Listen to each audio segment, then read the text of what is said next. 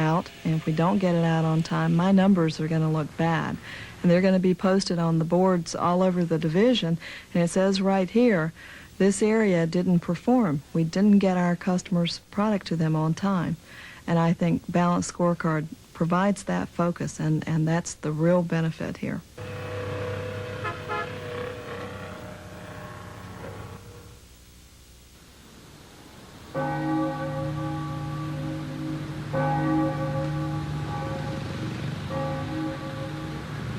Another company benefiting from Balanced Scorecard is Barclays Bank.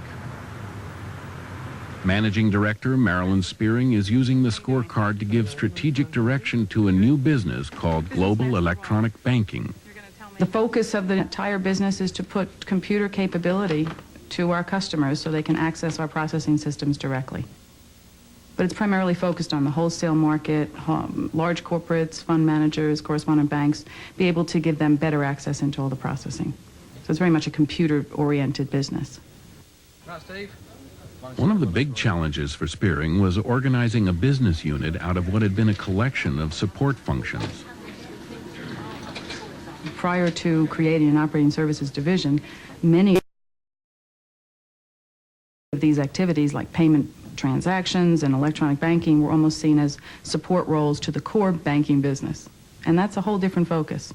You know, different focus of looking at something that's a business versus looking at something as just a support function. Focus on customer satisfaction. Spearing and her team developed a scorecard to help the new business maintain a customer focus, with measures such as quality, product line attractiveness, ranking in professional journals, and customer acquisition and retention. Everything is related to identifying and anticipating where value is going to be derived in the eyes of customers, and that's why customer focus is so important, because that's the way you build wealth. Thanks, Barry. Many of these measures were always in the business somewhere or in the bank. Whenever you did a project, you were supposed to do an ROI and then do quarterly returns back and judge that. But it's just really easy to have all of that get lost and not have it relate to the business. So where Balanced Scorecard came in under the 4 categories was it kept it really close in our minds about, right, these are critical if we're going to do what we've set out to do. The biggest change with the Balanced Scorecard is we are now elevating the set of non-financial measures on customers, on internal processes, and on innovation and improvement to the same high level where only financial measures existed before. This means that when senior managers review the operations, they will see at the same time as the financials these key indicators of customers, processes, innovation, and learning. Activity-based costing, activity-based management, the Balanced Scorecard.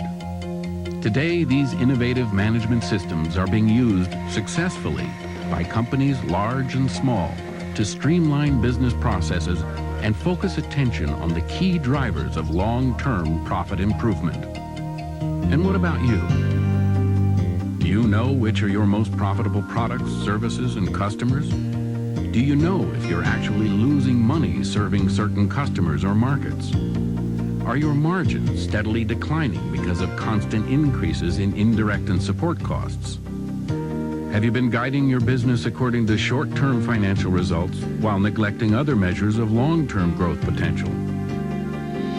You may well need more effective measures of corporate performance. In the remaining tapes of this series, we'll take a more detailed, in-depth look at the success stories of Chrysler, Maplehurst, FMC, and Barclays Bank, and other companies using ABC and the Balanced Scorecard. Case examples illustrating implementation issues and techniques, customer relationships redefined, and products and services restored to profitability by executives who are using these measurement systems to navigate their organizations efficiently while creating long-term value.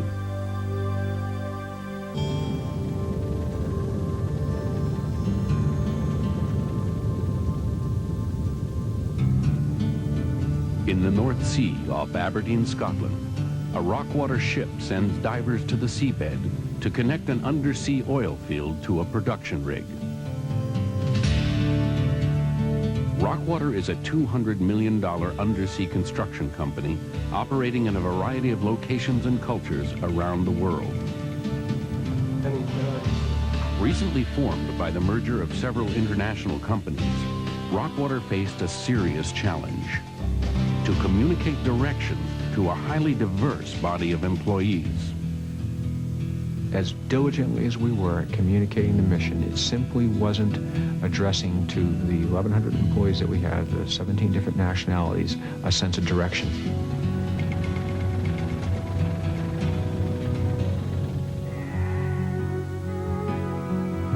In the hills of North Carolina, a division of FMC produces dozens of products from lithium ore. It is one of 27 divisions producing a great variety of products and materials for the FMC Corporation. Headquartered in Chicago, the company concentrated for years on producing superior return on investment. But concerned about its ability to sustain this performance, FMC management decided that the company must grow faster. FMC has, for a large number of years, been a top performer in terms of the return on investment of the corporation. We were trying to understand how we could maintain that performance and grow the corporation at a faster clip than we had historically done.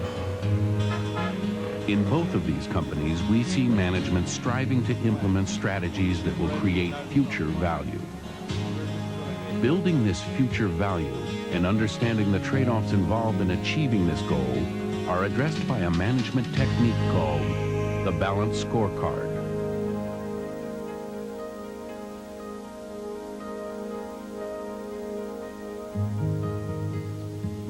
Robert Kaplan is Arthur Lowes Dickinson Professor of Accounting at Harvard Business School. He is a leading authority on measurement systems that help managers lead their organizations to greater profitability and value. The primary goal of senior executives is to create long-term value for their organization. They need to be able to operationalize what their strategy is, to see what they have to do today in order to create that long-term value. Today's financial performance is only one of those indicators. In developing a balanced scorecard, corporate strategy is first converted to specific objectives in 4 key areas. One of these areas is financial, but financial measures alone are not enough.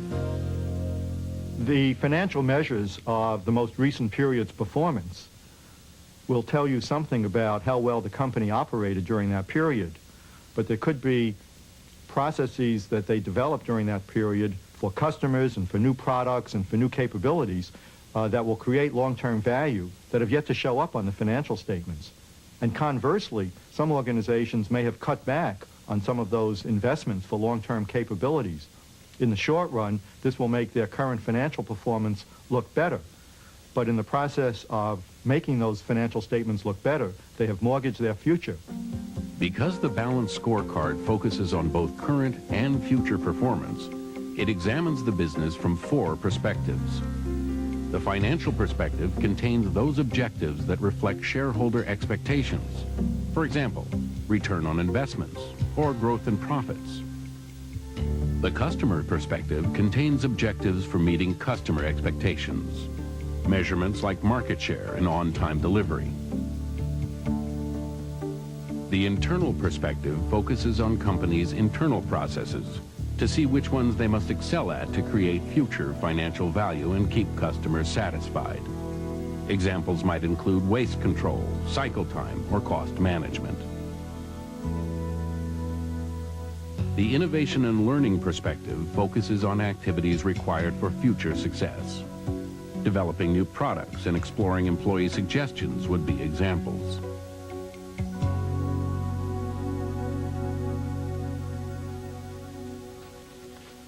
This is how we're trying to communicate this idea that Professor Robert Kaplan and management consultant David Norton worked together on a year-long project with 12 companies. From that project came the balanced scorecard. a lot of people come up now and they've read the ideas and they they think they have a balanced scorecard because they're measuring non-financial measures. But what we've learned is a balanced scorecard is a lot more than simply measures. Yeah, those existing systems are still measuring the past. They're measuring both financial and non-financial, but they're measures of past performance, and we want the companies to be looking into the future. What are the drivers of future performance? Every manager knows that measurement motivates. If you put a spotlight on something, it's going to influence the way people act. And if you believe that, and you want your organization to move to the future, then you should measure the pathway to the future.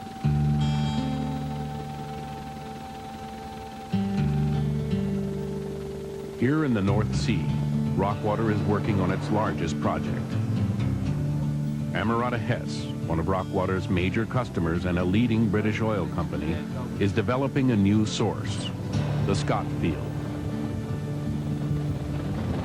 This is the Scott platform. It's a central processing and utilities complex for the Scott field. We're developing oil from the seabed, and by the middle of the decade it'll be producing something of the order of 10% of the UK's needs for oil. So it is a big field. Over 800 men work and live in this complex of platform and ship, where much of Rockwater's work is done on the seabed, over 300 feet below the surface. This is one of our semi-submersible construction vessels, the Semi-2.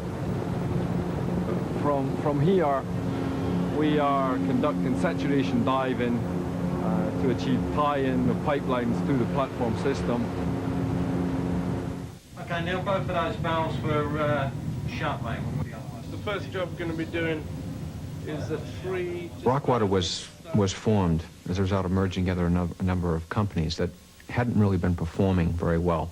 They hadn't been performing, it was felt, because they lacked certain resources, both physical in terms of ships, the ships that we provide our services from, as well as some human resources.